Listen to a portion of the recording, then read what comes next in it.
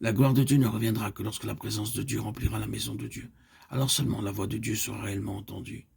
Aux Indes, frère Baxing nous dit qu'il a expérimenté bien des réveils.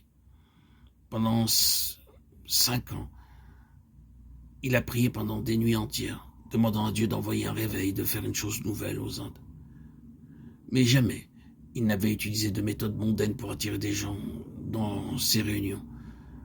Ils sont venus à lui en réponse à la prière. Ils ont vu le feu de Dieu descendre sur des rassemblements à plusieurs reprises. Des milliers furent nés de nouveau lors de ces campagnes qu'ils ont menées. Ils étaient nés de nouveau, régénérés dans les larmes, et les choses furent parfaitement mises en règle entre Dieu et les hommes. Et il constata malgré tout, après peu de mois seulement, qu'ils avaient vu beaucoup de ces gens devenir rétrogrades et qu'ils avaient vécu ce genre de réveil dans 70 endroits au cours de ces 5 années de service. Et il continue en disant, dans beaucoup de ces réveils, ils ont vu des gens vraiment nés de nouveau qui, quelques mois après seulement, étaient devenus des rétrogrades. C'est parce qu'ils n'étaient jamais amenés sur un fondement solide. C'est pourquoi ces campagnes d'évangélisation, nous dit-il, ne pourront jamais être la réponse pour amener la gloire. La gloire de Dieu ne reviendra que lorsque la présence de Dieu remplira la maison de Dieu.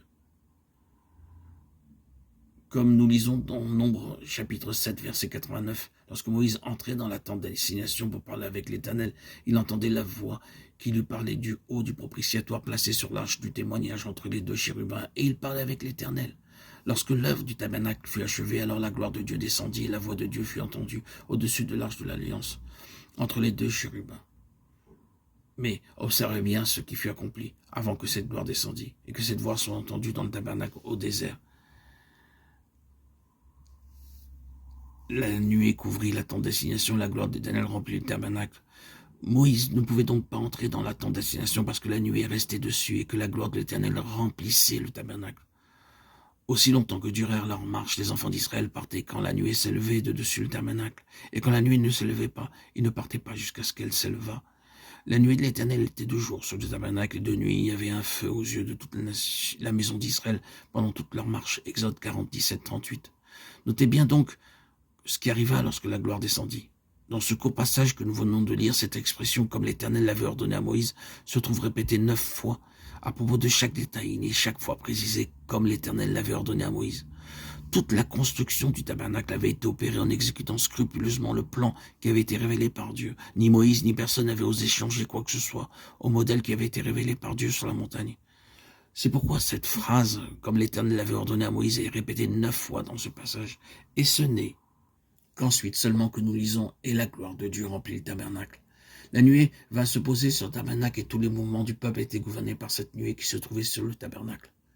Parfois, cette nuée qui était sur le tabernacle restait invisible pendant une journée, une semaine, un mois ou même plusieurs mois. Mais il arrivait aussi quelquefois que cette nuée se levait au-dessus du tabernacle, soit le matin ou le soir ou même au milieu de la nuit.